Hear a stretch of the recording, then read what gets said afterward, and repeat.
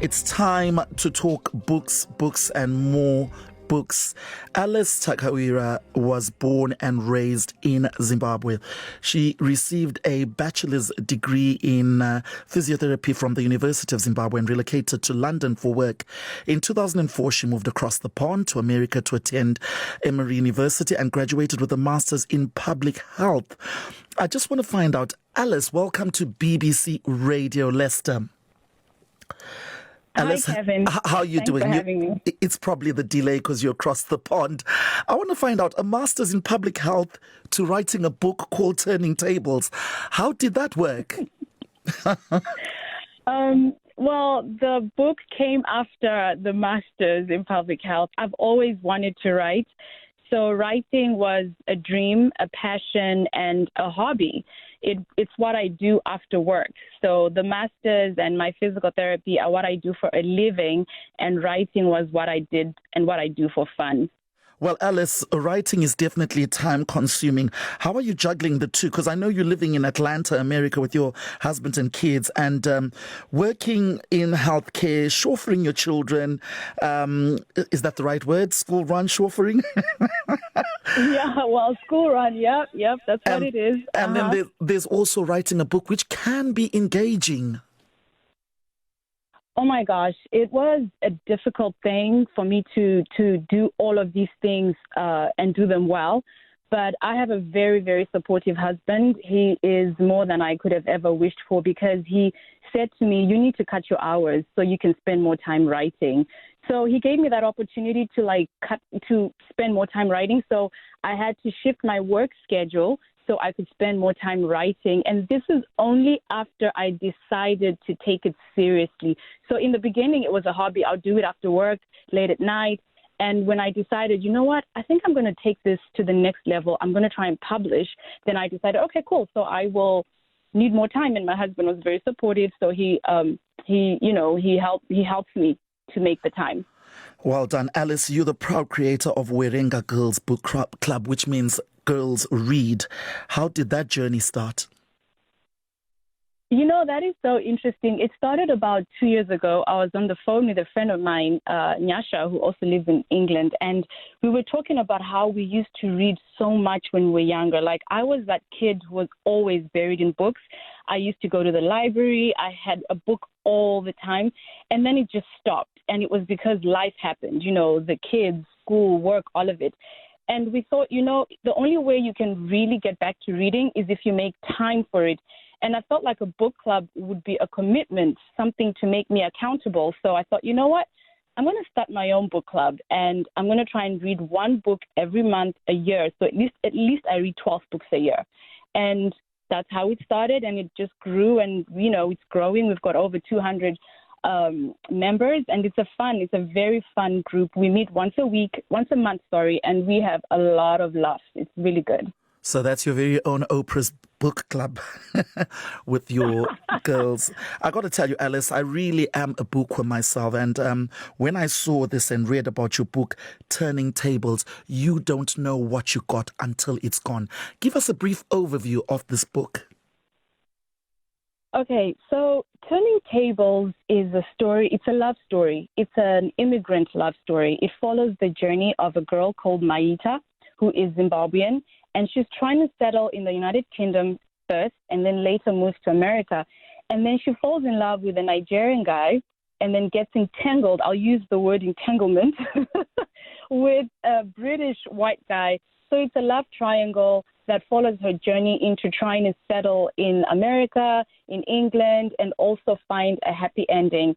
And in it, you'll find that I discuss a lot of issues about multicultural and interracial challenges that people have in relationships.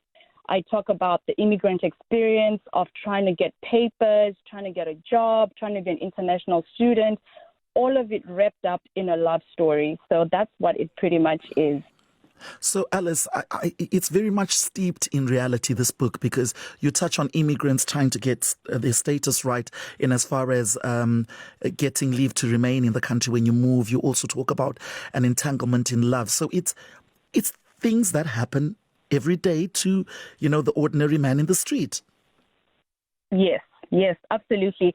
I wanted the story to be relatable. I wanted it to be authentic. So you will see, if you read my bio, it's very similar to Maita. She's a physical therapist like myself. She went to the University of Zimbabwe like myself, and Emory and all of that stuff. So I used my experience to make it as authentic as I could in creating these fictional characters and this story. And I also used experiences, my own experiences, things I've observed, my interactions with other immigrants in the last 19 years that I've been out of Zimbabwe. And I took all of that and wrapped it up in this love story with a lot of drama and twists that you'll find very interesting once you read it. But at the core of it is a true story of an immigrant just trying to settle. This is something that a lot of us go through. And I found that a lot of my American friends who've read the book, they had no idea. A friend of mine said to me, I didn't know there was a thing called a visa process. I didn't know that you had to go through all of this just to be here in this country. So I was very happy to also be able to educate people that don't know what immigrants go through just to have a normal existence in a foreign country. And we do want to get a job and all of that, but we also want to fall in love. We want to have relationships and have a good social life, but we've got to balance so many challenges whilst we're doing that. So that's what this book is about. Now, you also speak of binge watching foreign language dramas. That's a first for me. Does that inform your writing sometimes? Oh my gosh, yes. It's funny because my daughter actually I was watching something on Netflix. It was a British drama. And she's like, oh my gosh, mommy, it's in English, because I watch everything in its original language. I'll watch a Spanish drama in Spanish, a German, whatever it may be, Polish. I love just listening and watching in that foreign language. I love learning what other people do in their countries, because I feel like when you watch those dramas, you learn a little bit more about other cultures, other countries, things that I typically would never know if I only watched American or British dramas. So I love foreign dramas. I watch them all the time. So how far will each man go to win Maita's love? Because you speak of a Nigerian man and you also speak of a British gentleman. I know you're not supposed to spill the beans, but is it a good ending? Well, it's a happy ending. So for those that love a happy ending, it does have a happy ending, but I will tell you, it has a lot of emotional drama. I found that even as I was writing it, I'm like, oh my gosh, this is a lot. Like, there's a lot of emotion from all the three characters. So the main character is Maita, then there's Ade, who's Nigerian, and Chris. And I wrote it from the point of view of each character. So at any given point, you're in somebody's head. You're either in Maita's head, in Ade's, or in Chris's, and you get to know what they're thinking, how they're feeling, and how they will react to what's going on. And it's a different perspective for each character. So, it's very intense, and I don't want to give any spoilers, but it does have a happy ending. I was about to say spoiler alert there. So it says a poignant and engaging story of the power of love, missed opportunities, second chances, and the pitfalls of obsession.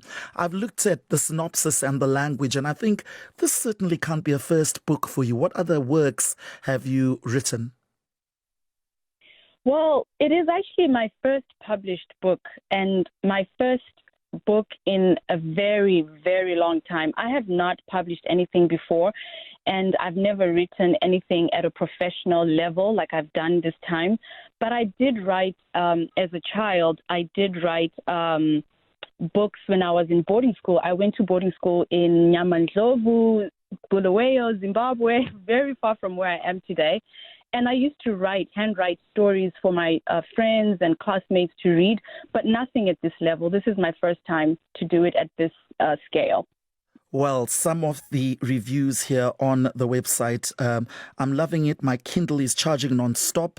Another wrote, wow, this is such a great read. I love the writing style and the way it flowed. The twists and turns at the end were so unexpected. I was at the edge of my seat. And somebody said they loved discovering how Maita's journey, the lady, as she discovered love, as she's torn between the past, the future, regret, and two different men. There's a lot going on there, and the reviews, they're quite an appetizer. I'm I'm glad. I'm so grateful for that. I am so grateful for the people that read my book. I gave some advanced readers, as you know. I published this book last week, but I gave out some copies to advanced readers, and they gave me their reviews. And oh my gosh, I am very grateful for the response I'm getting right now. If you go on Amazon, I'm getting some very positive reviews. I was so nervous about how it would be received. I really was. So this is really just a happy moment for me right now. I think I'm on Amazon right now. Just before we go away, I'm going to read you this. It says your book illustrates that successful relationships are as much about good timing that they are about mutual attraction, and how the tables can turn when one party is ready to develop deeper feelings than the other earlier on, only to have the situation turned around later on. Oh my goodness, this is a soap opera. It is. It feels like it. I mean, it's basically a story about, I know a lot of girls have gone through this, and girls, we do this, right? You fall in love with a guy, and then you think you can do better, blah, blah, blah. But then you turn around and think, you know what? That guy was a good guy. I really had a good thing going. Then you try and backpedal, but the guy's moved on. And that has to be the worst feeling ever. So that's what is going on. There's a lot of tables turning at any given point in the book. Each character has a time where they regret an action and a decision. Got you. So for those up-and-coming budding writers like yourself, what advice would you give them? I think the first advice is don't give up on your dream and just go for it. I was very scared to write. I was afraid of failure. I was so afraid of what would people think? What if they don't like it? What if I'm not good enough, right? So I was doubting myself. But I feel like if you just go for it, just write, just start writing and believe in yourself. And the most important thing is give it your best shot and make sure you do the best you can to make it a polished book or writing piece of work. If you've got to get those editors, hire those editors to do it for you, make sure you give it your very best shot. So this definitely is an education, because I see some readers as well saying they've learned a lot about challenges and different perspectives that come with being an immigrant to both the UK and America, and the relationship expectations of the men and women involved with people sometimes from different backgrounds and races. So it really is a book in the round that talks about all cultures. Where can people get it? So this book is available on Amazon, Kindle. You can order it wherever you are in the world, Australia, UK. You can get it on Amazon. You can also get it on Apple Books, in America on Barnes & Noble, and several other online stores. I am actually working on trying to get physical copies available for distribution in Zimbabwe and South Africa, and hopefully more African countries can get access to the physical copies as well. And your website is www.alicetakawira.com. Am I right? Yes. And on my website, you will find everything. You'll find a book trailer, which I'm so proud of. I feel like it's a little movie of the book. You go, girl. Go watch the book trailer. And you'll find the synopsis of the book, my bio, and links to where you can purchase the book, and also my Instagram and Facebook handles. Alice, you're a star. You've been an absolute joy to chat to, and best of luck. Kevin, it's been a pleasure. Thank you so much for this opportunity, and I will be sending you a signed copy. Can't wait. All right.